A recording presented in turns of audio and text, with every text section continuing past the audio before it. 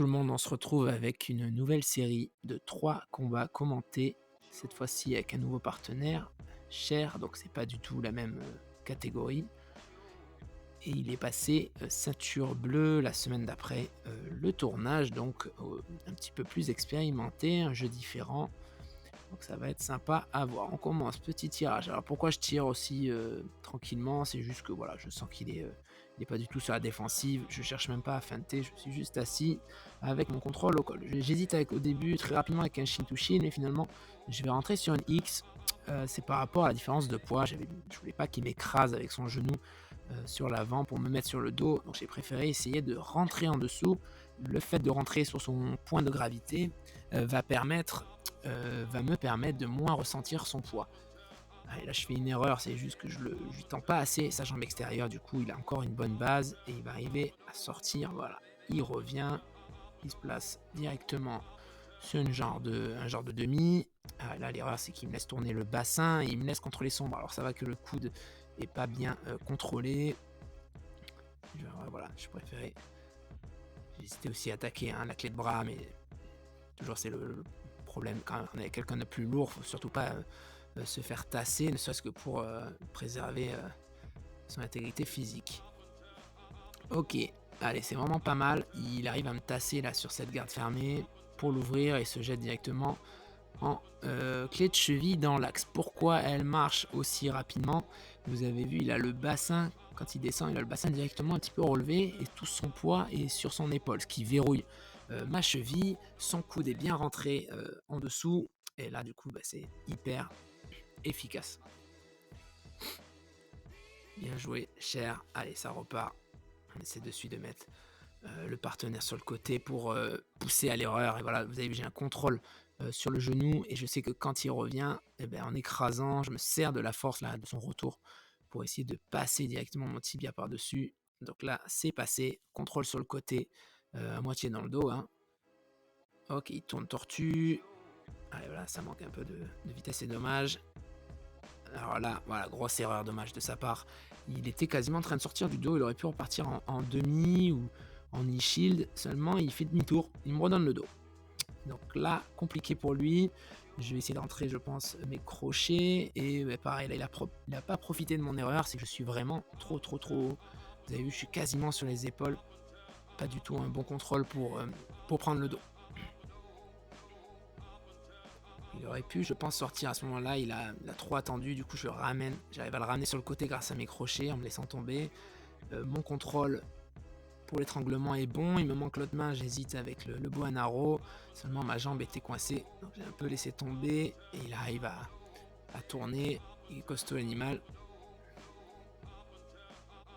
Et ça se redresse, ça c'est bien. On reste pas à genoux. Allez, saisie en croisée, c'est génial. Là, il y a vraiment de quoi faire.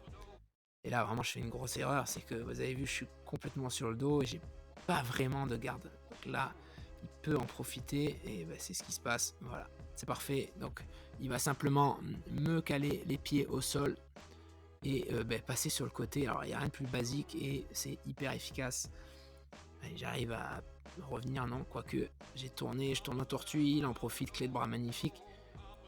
Allez, la sortie, alors c'est un petit peu contradictoire cette sortie, il faut relâcher son bras.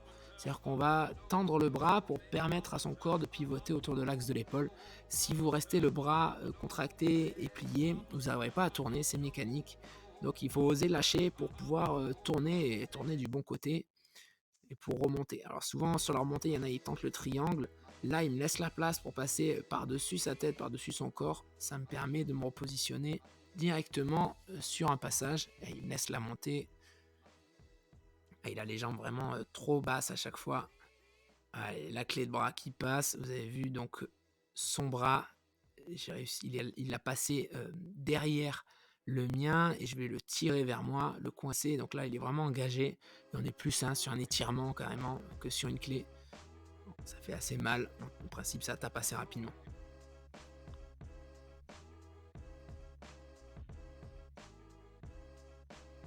Allez, ça repart. On tire tous les deux, finalement. On redresse. Allez, toujours la posture, hein, vous avez vu. Très bas, le plus lourd possible, la main au col pour mettre une pression. Il le sait, il me l'arrache, ça c'est super.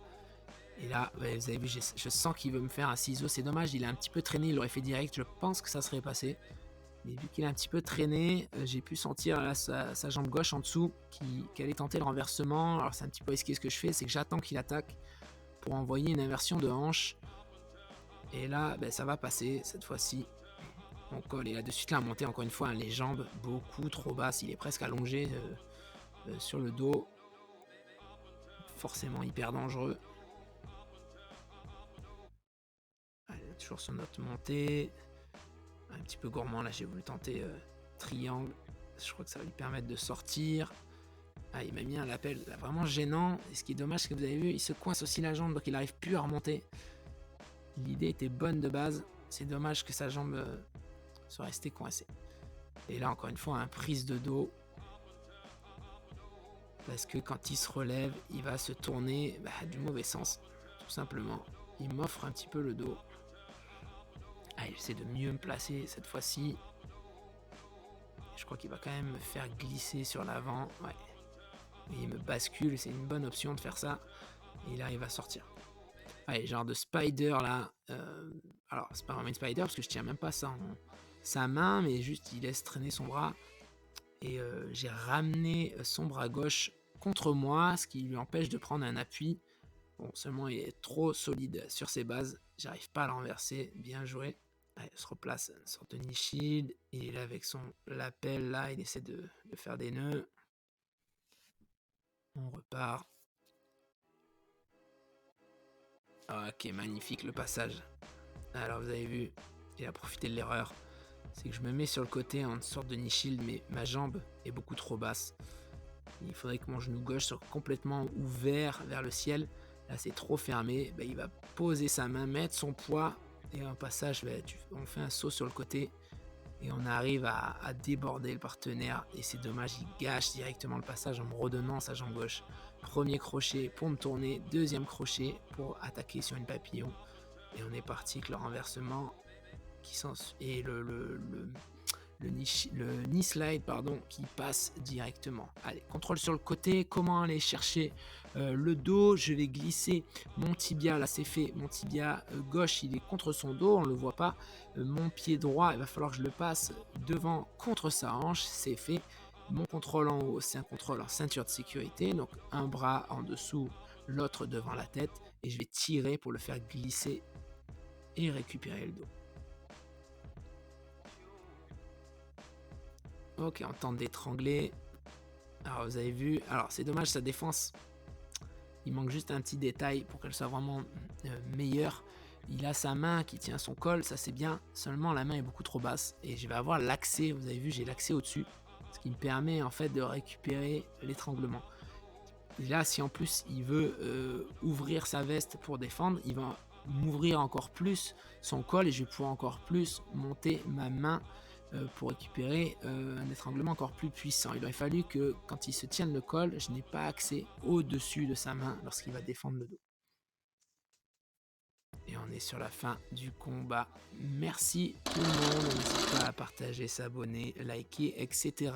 À bientôt pour d'autres vidéos.